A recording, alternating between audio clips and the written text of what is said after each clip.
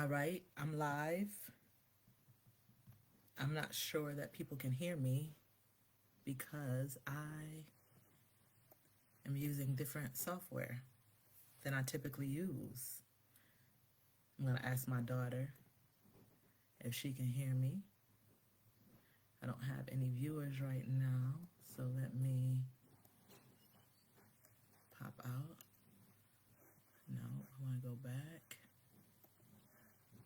Okay, I do have viewers now. Can you hear me, Kaylani? Oh, two comments. Wait a second. Oh, okay. All right, y'all can hear me. All right. So let me get my constitution in order. Hold on. Now, I don't want to act like I'm so super special in the scope of the universe, and it was just put on my heart. I haven't been on Facebook, that much in a very long time, but I have tried to share my dissertation process, my doctoral process, but once I got into the dissertation writing stage, I was really open and honest with you all about what that looked like for me. And so with this process, stop talking to myself. Okay, thank you. So I just want to tell y'all what it's been like for me since 2019 when I embarked upon this journey of going to pursue my doctorate degree. So for those of you in the know, you know that my family has suffered a lot of loss in the past 5 years. We lost my husband's entire side of his matrilineal family, except for one uncle. So, in a very short period of time, you had three elders, very close siblings, die in 2 months. And then a couple of years later, another part of that sibling set passed away. And his father passed away. But we also had some other deaths that were a bit more surprising, and one of them was my nephew who was diagnosed with cancer 2 weeks after my husband, 2 weeks before my husband was in 2014. And so if you know me in real life, you know that me and my sister have a very, very close relationship, and that in some ways I'm like a mother to her. Of course, I'm a sister, and we've had some, meshing of our households, and just sharing things together that you would imagine that siblings would share, right? So I guess some people are waiting on the live. It should be, let me see, on Facebook. I don't know how people would get it. I don't know how to share. So if y'all start, just share it and say that I'm live. I don't know, what I'm doing, but it was compelled and put on my heart. But in 2019, my nephew, who had been fighting cancer for 5 years, from the time he was 12 to 17, he passed away on March 25th. And this is significant because, like I said, my husband and him were fighting cancer at the same time together, and our households were meshed. During this time, I still worked, and we would be going to chemotherapy with him, and then my sister would be going to treatments. And then in the time that my husband went into remission, he actually took the early retirement from his job. And then once my nephew's cancer came back, then he would accompany my sister to plenty of appointments. So this is my sister's youngest child, and I'm sharing the parts of the story that are mine and that overlap. And so when my nephew died on March 25th, it was in a season of, great transition, because we were hopeful that he would beat cancer. Oh, I was doing my son's locks earlier, so let me move these out the way. So with his transition, it changed our lives forever, because we don't talk enough about when children die by ways that are not necessarily violent on the street, but cancer is very, very violent. And in the cancer community, particularly in childhood cancer communities, you don't necessarily see a lot of Black families. And so during that time, I also was trying to pursue opening up some things in my business. And I wasn't thinking about going back to school, but then my job had an opportunity for me to go back to school with a 65% reduction.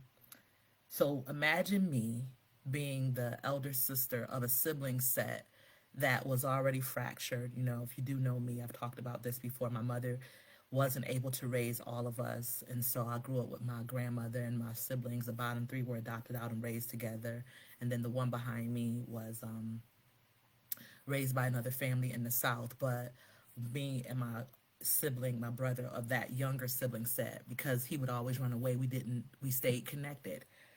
And so I'm very attached to my siblings, and we're, you know, very connected. And so when my nephew died, I'm still very traumatized. So if you hear my voice breaking, I want you to understand why. But when March came around, I did not know that in the next month I would be accepted to a doctorate program. And I did not know that just 9 months later, into the end of the about halfway through or three-fourths of the way through my first year, that his brother would die. So within a 9 month period, my sister lost her 17-year-old son, and she also lost her 23-year-old son.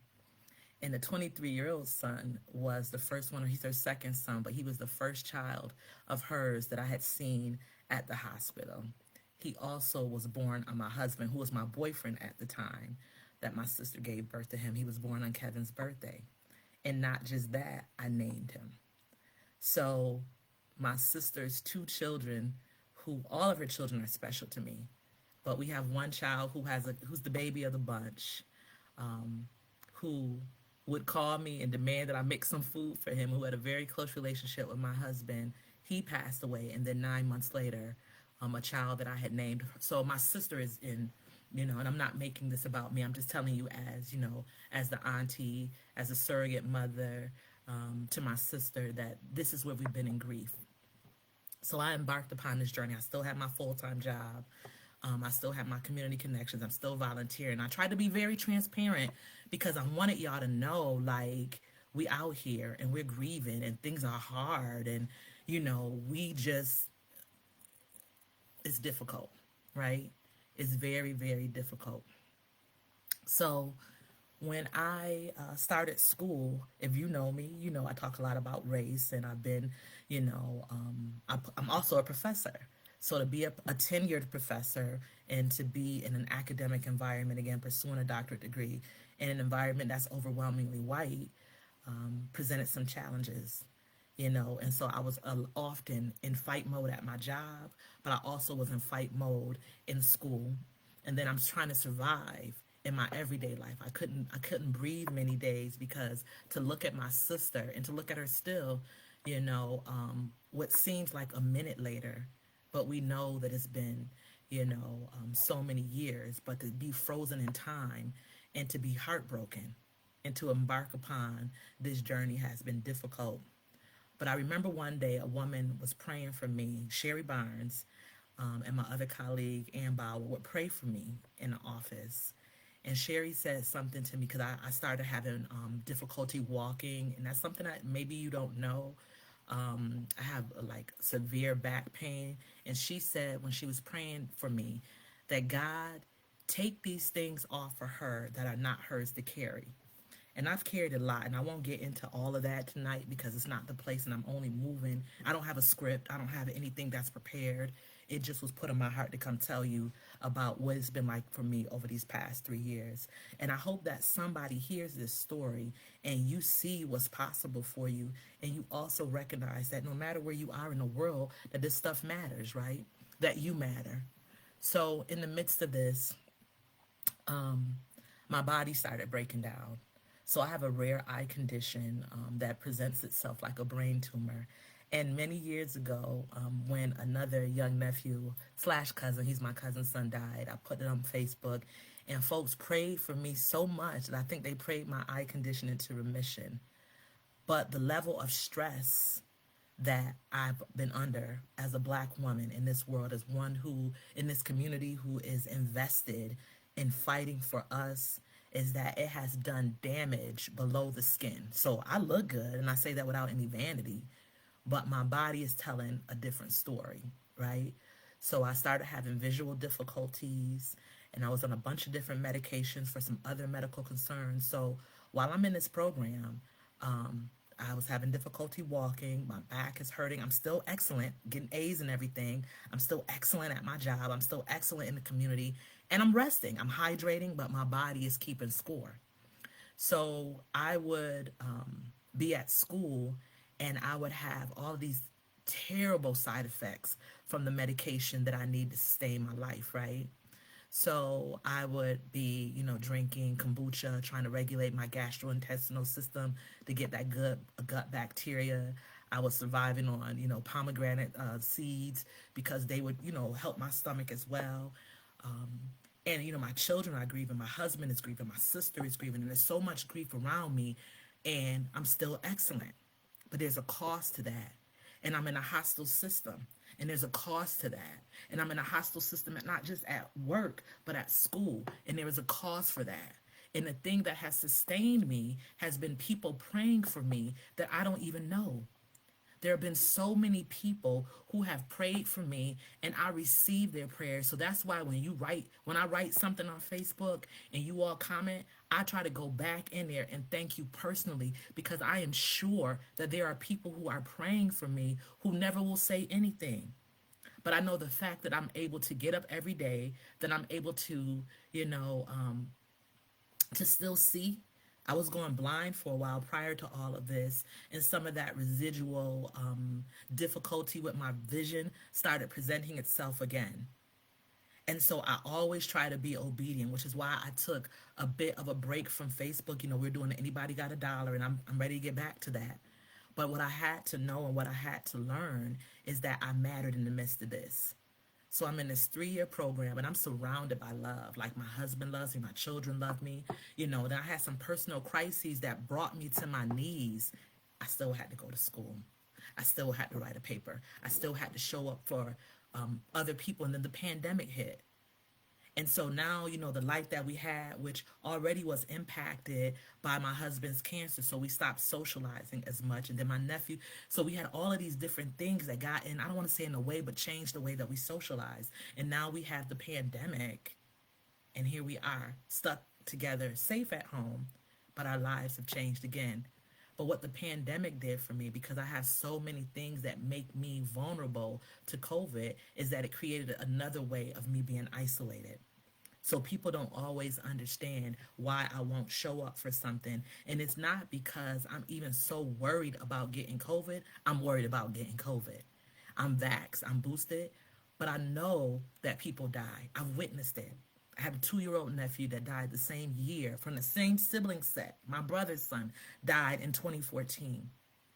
Same sibling set, 2 years old. So you got a 2-year-old, a 17-year-old, a 23-year-old. My cousin who were raised in the same house, his son was 21, 22. He died. So I know that I'm not special. And so I know good people die. And I never wanted to increase the odds of me dying. And so that's when you see, oh, Takia, you need to come out of the house. I'm trying to be safe. Now, I do have to go out of the house tomorrow for my commencement. My youngest son is graduating as well. Yeah, I'll be double masked up. My pictures, I'll have my mask on. I'll take other pictures later. But I'm just telling you that when you see people, not just me, when you see people in the community who are, fighting invisible battles that you know nothing about, they're like, oh, be kind to somebody because you don't know what they're fighting. Just be kind. Just be kind. The thing that has given me the greatest satisfaction in all of this is still being able to be a vessel. Because even if you don't see, like I'm not collecting money publicly, I still donate a lot of my money. I still donate a lot of resources. But I made a decision to walk away from all boards, all volunteer responsibilities. I chair one board now that feels good to my heart. I volunteer in the ways that I'm able to with the pandemic. I still help people. I'm still paying bills out of my own pot now, not out of any money that people are giving. So again, we will be collecting dollars. And I know through it all, I would be remiss if I didn't talk about my household. I would not be able to walk up if it were not for Kevin, Christian, Kaylani. And I have another son, Kirk, who doesn't live here. He's in a whole other state. But those 3 people have been my bedrock of my strength, my foundation. You talk about just the salt of just beautiful people. And that doesn't mean we don't fight. It doesn't mean that we don't want to toss each other out of the window. It just means that we have found a way to coexist together in this space. Right? And so I also would be remiss if I didn't mention my girlfriend crew. I have a solid crew of women who have walked this walk with me, whether they're my colleagues, whether they're my sister girls, who not just what we also did during this time. I created a cooking program online for my littles, and they've shared their children with me. Their children send me little notes. One of my girlfriends, got a shout out to Shepherds, them little kids texting me. They so happy about me having a doctorate degree. My little niece Selena, I get my little bestie Justin. So I have other people's children who I'm spending time with monthly, whether we're cooking with the littles, reading with the littles, tripping with the littles, CRT, right? I have little children who love me. And in the midst of it all, I became a grandmother. And that almost killed me. I gotta be honest. Like, we love this little baby, but people don't talk about the ways that, my son, and I'm not telling his business, but we got this baby who'll be 8 months old. Through no fault of her own, she's here. So that caused some things in our family. He's an adult, he's 29, so he's responsible. But there were some other things in there that are not mine to tell that presented some issues, and it almost broke me down. But my girlfriends, they listened to me cry, they listened to me scream. My elder women, shout out to Dr. Arlette Miller Smith, they listened to me, my auntie, my grandmama, my sister, my daughter, like my girlfriends. I cried and cried and cried and cried and cried and cried and cried and cried, my God, and cried and cried, and I prayed a lot, and I was transparent with them, you know. And so I think that a lot of times that we don't talk about, the people who look good, who do good, but who are breaking down. And it's not, I rest, I meditate, but then you know what happened? My vertigo showed back up. So now you got a person who has been, which is a side effect of a couple of conditions that I have. So now I'm having vertigo attacks. I'm having anxiety. I didn't know that might have been attached to perimenopause. I had some medical treatment, so I don't have a period anymore. If it's gross, then oh well, grow up. I don't have a period anymore. I haven't for like 10 years. So I don't know when I'm starting my, my menopause. But that thing has upended me. And I don't mean just like, oh, vertigo. I mean, I spinning around like a deck of, a pair of dice. So I'm going to school with that. I vomited one day so hard. I have never in my life thrown up for that like that. I mean, 6 times all over everything, sick on my stomach. And I was working on my dissertation, and I had a due date, and my vision was fading, and I was squinting. I mean, and I have to be honest, I excelled academically. I got all A's. I didn't have to do rewrites on my dissertation. I didn't have to do rewrites on my comp exams. I didn't have to do rewrites on my dissertation proposal. But that's such a small part of it for me. And I know people do, and I'm not saying that to brag. I'm saying that even in the midst of all of that, having so many resources, I still had a hard time because I'm in class fighting those professors. Got to confront them about race. That's who I am in every space. Got to and then I want to tell y'all something else, and I got her permission to share. So I have siblings. I have siblings with my father, but I'm talking about my mother's children right now. And I won't tell you who it is or how it is, but all of my siblings on my mother's side have faced death in this time that I've been in school. One sibling had a heart attack, one sibling got stabbed, one sibling passed out, and one sibling, you know who it is, my sister almost died every day. And I check on my sister, and I make sure that she is okay. So when you see her, you see me. When you don't see us, just know we, not even just together, I got her. So being a caretaker of someone who's broken is a different kind of, weight on your heart as well. But, so y'all know my grandma raised me. Y'all know I love my grandmother like beyond my ability to even define what love is. But I love my mother too. And I love my mother in a different way as I've gotten older. I'm very possessive about the love I feel for her because she had such a hard life that's not mine to say. But I've been very open and honest, and she said I can share with this. Y'all know my mother has struggled in her addiction, and so we always uplift her in prayer. And she has the right to do with her body what she chooses, so this is not a space for judgment. But do you know that in February, my mother has been in jail since February, and I have been pissed. And I think it's a great failure in our community that we lock up people who are addicted to drugs instead of providing them good treatment. And I know what drug court can do, but she's sitting in jail because of drug court. And I know that we give people chances, but we really have to address the overlap of mental illness and chemical addiction. We have to talk about that because there's no way that a 64-year-old woman is sitting in jail in a time of COVID for crimes against her own body. For crimes against her own body. And I talk to her. I talk to her more now because I don't want her to be lonely. And I show up at everything that I'm supposed to on video because I know I'm not coming in person, you know? And I say that without shame. I'm not embarrassed. My mother gets out tomorrow, so she'll be at my commencement. But I've been pissed. I've been angry. I've never been embarrassed. I've never been embarrassed. So when you see me and you see me excelling, just know that I'm a representative of all these people that are around me. And I walk carrying them with me, right? That I've been brokenhearted. I am brokenhearted. I'm disappointed. I'm scared. You know, I'm pissed. But I'm also hopeful. I'm also grateful. I'm also energized. When I see young people, when people share their children with me, my God, the greatest thing that you can do for me is to trust me with your children. And when I deal with people, kids, I say, these are my children too. So I got newborn littles, I got middle littles, I got older littles. We're going to call them biddles. I got all kind of kids that I'm fighting for, even children I don't know, but the ones that are close to my heart. If you trust me with your children, just know I got you. I want to be invited to their stuff. I want to send them stuff. I want to read with them. I want to laugh with them. I want to plot with them. Now, I'm not going to be telling them to disobey their parents. I don't do that, you know. And so those are the things that have fulfilled me. I love being a scholar. I love knowing stuff. I love researching. So this is right up my, this is right in my wheelhouse to know new things. But I know that when I look into the class, my girlfriend is giving the commencement speech tomorrow. Shout out to Lorna for the larger U of R graduation. Shout out to Anne Marie. Shout out to Selena. Shout out to Ajoy. Shout out to Melanie, you know. And that's not, but these are people I call often. I cry all the time in their arms. But shout out to my Black colleagues, my Black faculty colleagues at MCC, because they shared their testimonies. My dissertation is about Black faculty retention. Shout out to everybody, Ashley. Shout out to Tiana, my newest child, her and Terrell. Shout out to Kirk, my own child, and this little baby he got, Nevaeh, with her upside down apple head. We haven't even met her yet, but we'll meet her this weekend because it's a pandemic.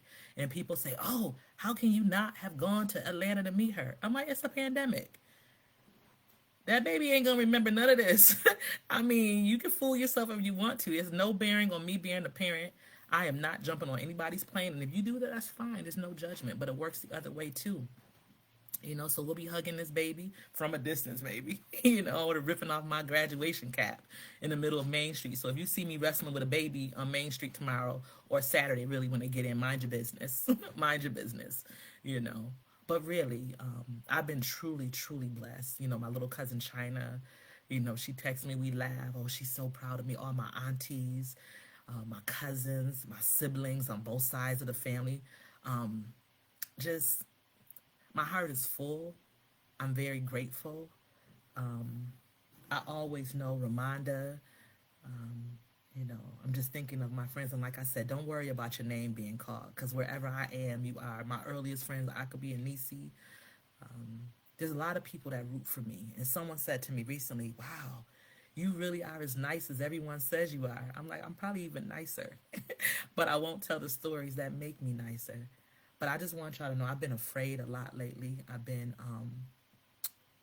just, the pandemic has really created a different space in my life. I've been sad for some of my children because they can't. I have young adult children who aren't able to socialize the way because they're trying to keep me safe, and they want to be safe as well. I was telling them yesterday, y'all need to start a group for young Black. I don't want to say young Black professionals because we have a group, but their 24-year-old daughter, I have a 24-year-old beautiful daughter, 22-year-old beautiful son, who are more kind even than they are beautiful. And you see them, that's a lot of beauty. But I want them to be able to socialize. And I just feel like sometimes that, the world is so messed up, and my voice might break a little bit because I love these kids. And I just hate that they can't have the opportunity to be. I look at the ways that I used to have my littles at the house. They would come over, I have little nieces and nephews that live around the corner from me, so they always trying to walk over here. I'm running away. I'm walking away. You can't cross the street good, but you come into my house, right? Auntie Tukey house and Bestie. Depends on who I am. You have a different name. But I'm telling you, it's been a heartbreak season for a very long time. We've had it hard. I've had it hard my whole life, but I've really had it hard. These past 10 years have threatened to kill me. And I don't mean that to be hyperbolic. I don't mean that to be cute or coy. I mean that I have seen my nephews dead, in the funeral homes, in the hospital. I have heard my sister's screams that echo in my ears. Um, and I've seen people who should have been there walk away because they just didn't understand. So I've had a lot of anger in my heart. And that's not who I am. But then it is who I am. Um, and it's impacted my marriage because my husband has been sick and I don't want anything to happen to him. And I'm being transparent with y'all because y'all not telling it all. And you don't have to tell all your business to share your testimony and tell somebody. So I'm telling you that I know that there are those of you who have been in marriages or are in marriages and people are sick, whether it's the husband or the wife, and that causes a big impact and people don't think about that. My husband had a very angry and nasty cancer. And he went through it so good, but I know it impacts him. And then our children that are in the house have had to deal with that. And he almost died. The thought of their father almost dying is more than a notion. And I help a lot of people. We help a lot of people. I couldn't do any of my charity work without the people in this household. Especially my husband. I wouldn't be in school. He believes in me so thoroughly. We fight and we be on odds, and then we be best friends again. And my sister-in-law, Ree, thank you. Ree, pray for me. She has come to my house and walked all over this house and prayed for me and prayed for her brother. And I would be nothing without my sister-in-law, but she's my sister. So I got people praying for me at any given moment. If I forgot your name, it's not that I forgot. I'm just saying things. There's no script to this. And so when I tell you that we did it, y'all, we did it. We got us a doctorate degree. And it's not the degree I would have gone for necessarily, but I did it. We did it. Kevin and these kids reading paper. I know I love, recycling, but my God, I have torn down plenty of trees messing around with these pages I had to print out because I can't see. And there are some days where I have very limited vision. But y'all wouldn't know that. I have a handicap pass now. I haven't driven my car. I bought a car for myself, right? I haven't driven my car since October because the last vertigo attack that I had was so violent. It was so violent. But you know what? Kevin and these kids, they're going to make sure I'm out all the time. They're driving me around. I can drive. I had a procedure last week. Now I have a little bit more mobility in my leg. So I'm not wearing heels, which is like, oh my God, I got the nerve to be bald headed. And I don't got no wig hanging down from up under my cap. So I don't got any hair. I got some big earrings that's going to say Dr. Graham on them. Shout out to Kaylani. But I can't even wear the fancy heels that, make me walk across the stage. But I'm going to make it. We did it, y'all. And I told my mother, I'll never deny my mother. I'll never act like she wasn't important to me and isn't important to me. She tells me she loves me all the time, every day. And if she thinks that someone has done something to me, she gonna be like, And so I want to tell you about forgiveness. And it's not just me forgiving her. It's her forgiving me for my lack of understanding as a woman fighting against so many things that I didn't know. Because we talk about motherhood and we forget that mothers are people too. I didn't know. And so I've had to do my own self-work. And I'm really good at that. I always get kicked out of therapy. They're like, oh, we just come every 6 months. I'm like, every 6 months? Not a dental exam? I want me some weekly therapy. They're like, nope, no. I'm like, oh, man. And so I'm just grateful. I'm grateful to still be here. A little lopsided, a little upside down, a little inside out. But God put it on my heart today to share my testimony with you all. And I really hope that you get something from it. I hope that you're able to see how you can come. I don't want to say I came from nothing because that's not true. I came from people that love me. I came from a neighborhood that supported me. I came from people I never even knew, right? I didn't have any idea that the DNA strands would come together and make me. And I create a lot of things for my lack of knowing. My husband likes when I say, if I don't have it, I'll create it. And that's so true. I'm truly a Taurus. So, if you have a friend in me, I'm very loyal, probably too loyal. You know, I really want the best for people. But there are people who have publicly disrespected me. I haven't wished them well. I serve a God of understanding. So help them understand, Lord.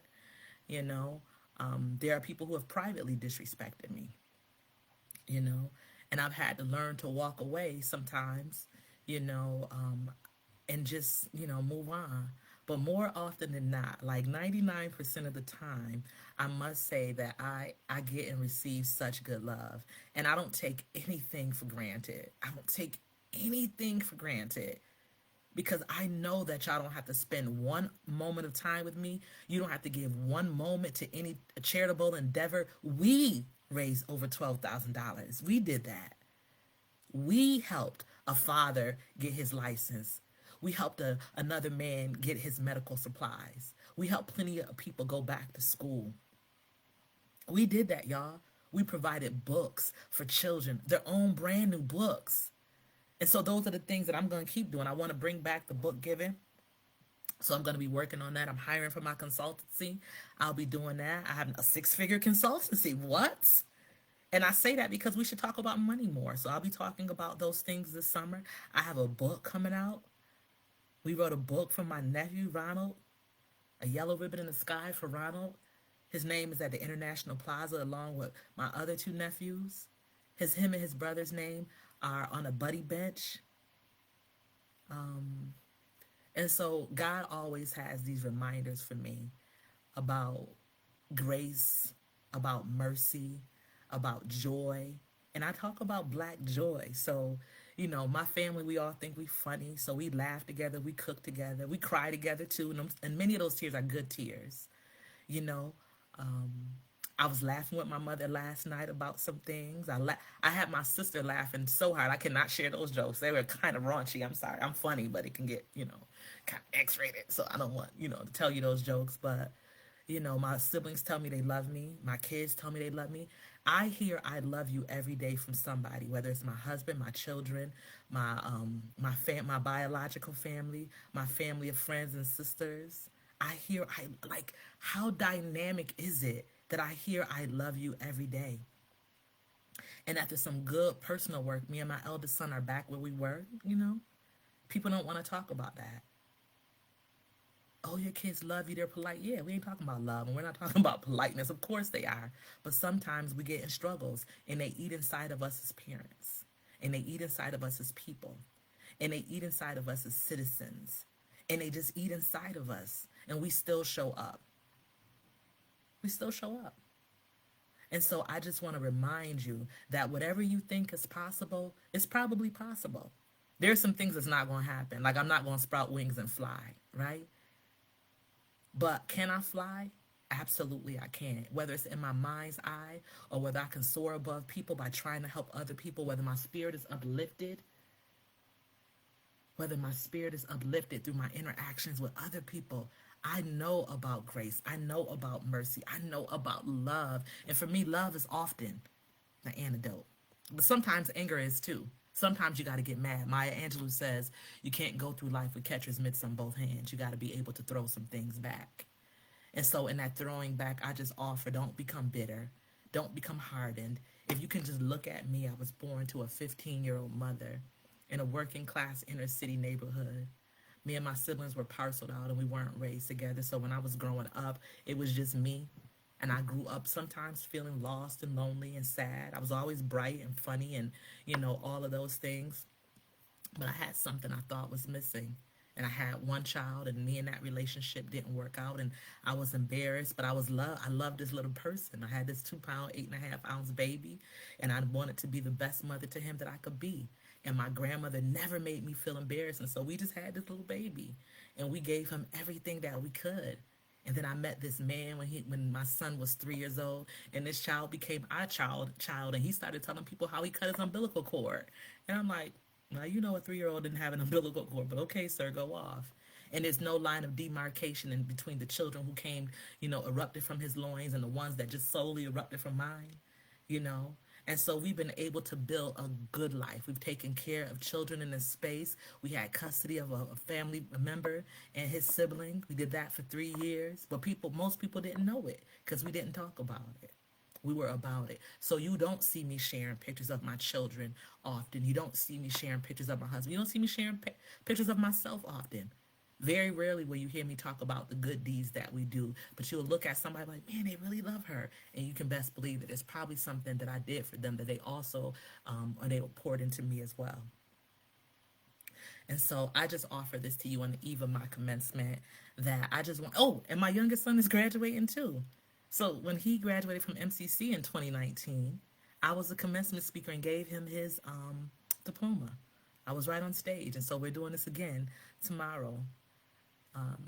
And I'm grateful. And I have to say again, I'm grateful to this household. I'm grateful to all the people that love me. So if you play this and you don't hear your name, don't be mad. No, you here with me. There's so many names that I could call. There's so many people who elevate me and who amplify me, who support with me, who put their backs in my back, and we just fight against the world. My friend Sabrina, we've been friends since we were in 5th grade together. So she reminds me of our black teacher, Mr. Smith. He passed away some years ago, and she said, sister, she was crying. She was the only person that I knew when I was growing up that did not live with their mother. And people don't understand that. There were not always these grandparent support programs. So when I was growing up, I was the only child that I knew that lived in a house with their grandparent with no mother in the house until my cousins moved in. But they were all a sibling set. So just know that when I'm fighting for these kids, I've been through some things. I've been through some things. That I've been a mother, I've been a stepmother, not a stepmother, a surrogate mother. I'm sorry, Kevin, you got some kids. But if he had some kids, I'd have let them things up too, because I love that man from top to bottom, even when we fight. But I'm so grateful, and I just thank you all for listening to me. I thank you for supporting me. I thank you for your dollars. I thank you for your cents and your cents. I thank you for your joy. I thank you for your work. I want you to know I see you. I know there's a mother out there whose heart is broken. I know there's a father out there whose heart is broken. I know there's some siblings out there whose hearts are broken, some aunties, some cousins. There's a woman trying to figure out how to feed her family. There's a man trying to figure out how to feed his family. There's people trying to figure out how to clothe themselves, where to live. There's people who are sitting in doubt, who don't feel supported. Stop taking account of who not there. And I say that as somebody who was counting who was not there. It just made me mad. It ate me up inside. I'm like, look at them. I couldn't even be on Facebook for a while because I would see people in their friend groups. And I have good friends. I have really good friends. Like, lots of good friends. But it would be eating inside of me that some of my closest friends weren't there to support. I had to get off. I had to remove myself from this thing. And so I just want y'all to know I'm trying. You know what I'm saying? I'm just trying to be the best person that I can be. I'm trying to give a love into the world. I'm trying to show you that, you can be black and fat with big fat features and bald headed, and, you can really provide joy, that you can craft a world that's all your own, that you can live by your own definition and design, that you can be miraculous in one small moment. Like, you don't have to do big things to be a big person. I do one good thing at a time, and it just snowballs. And that makes me very proud. I love black people. I'm always going to fight for us. But I'm going to fight even harder for black children. There's no hierarchy in my love. When you hear me say Black Lives Matter, I love black people.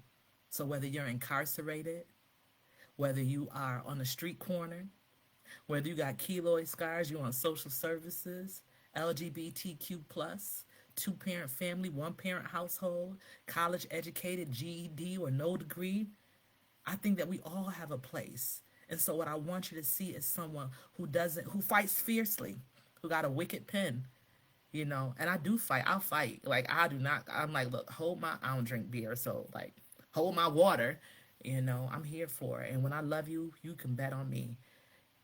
Even if I like you, you can probably bet on me too, because if you are the underdog, I'm saying, keep on pushing, y'all. Keep on pushing, keep on pushing, keep on pushing, keep on pushing. And it's not even about these gigantic breakthroughs. If you can look at yourself in the mirror and you feel like you're a good person, you've gotten a lot of it together. And you don't need somebody else to validate you. And despite what people say, you can love other people if you don't love yourself. That's not true. And I do want to say this: what don't kill you doesn't always make you stronger. It nips away at you in bits and pieces. And so you're not always able to give yourself to the people who feel like they need you most. And you should be the first person. And I won't do that whole, the oxygen mask. And it's true though. I'm my best thing. Toni Morrison gave us that prescription. You are your best thing, and you can't be anything to anybody else in any way that truly matters if you can't find a way to be that for yourself. So loosen all those tethers to other people's expectations of you. You are beautiful. You are magical. You are kind. And sometimes you're not. Sometimes you ugly and funky and dry and mean and nasty. And that's just part of human experience, right? But don't get that on anybody else. You keep that in your closet or you keep it upstairs in your bedroom. Don't go pouring that. And some of y'all are scared with your children. Some of y'all are afraid with your hearts. Some of y'all have never been told that you are loved, that you're deserving of love. And I'm here to be a witness. I told myself a lot of stories when I was a child trying to fill in those empty spaces. But I know now, if somebody asks me, is the glass half empty or half full? I said it's always full because we don't account for the air. And when I was growing up, I didn't understand how much my mother loved me. But because of her own stuff, she couldn't activate that love, right? So now on the eve of her release from jail, and I got some stuff to say about that. I'm still pissed about that. We have to do better with the way that we treat people who are addicted to substances. We have to. And we have to do better with the ways that we treat black people and black women. The criminalization of all of this stuff, yeah, but that's a whole other live. It probably won't be alive, but so I guess that's all really. Like I said, I don't even know what I was gonna say, but God just put it on my heart and I wanted to share it with you. I just want to tell you that we did it. We really did it, y'all. We got us another degree. When you graduate, that's our degree too. When you win, that's our win too. When you celebrate, when you laugh, when you do anything, it's ours. Now, I don't think I'm having a graduation party. I had a whole committee for that, but then I got scared again behind COVID. So then people keep offering me stuff, and I'm like, I don't even know. Like, what do you get for a commencement? I don't know. So I'm like, oh, I think I'm going to do another drive. I want to pay off somebody's bill so that they can get to go back to school, right? I have a person in mind who's at who needs to come back to MCC. And they don't even know because, we never ask names. So I think that she needs probably about $1,500. So I'll probably ask for that. Or maybe I won't. Maybe I'll find it in one of my hidden pockets. But I'm a witness to the joy of keep on pushing. I'm hoping that God grants me some more years here. I'm grateful. I'm so grateful. And I'm grateful that you all are here with me tonight. And just thank y'all. And we're going to graduate tomorrow. My ceremony is at 4 o'clock at the Eastman Theater. Y'all can live stream it. Go to the website. And there's another one on tomorrow. I get hooded. And then my tagline, it's no good without the hood, the regalia or the diploma, right? The degree. If I don't have my hood, my sisterhood, my womanhood, my neighborhood with me, my househood, it doesn't mean anything. And so I just want to honor my grandmother, Marie Young, my mother, Lenata Young. I'm just so grateful. I'm so grateful. I'm so grateful. I'm so grateful.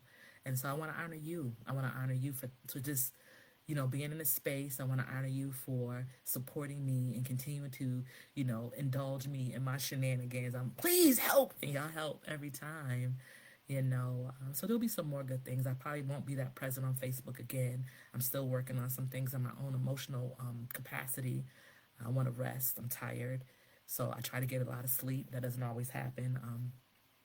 Perimenopause is a monster.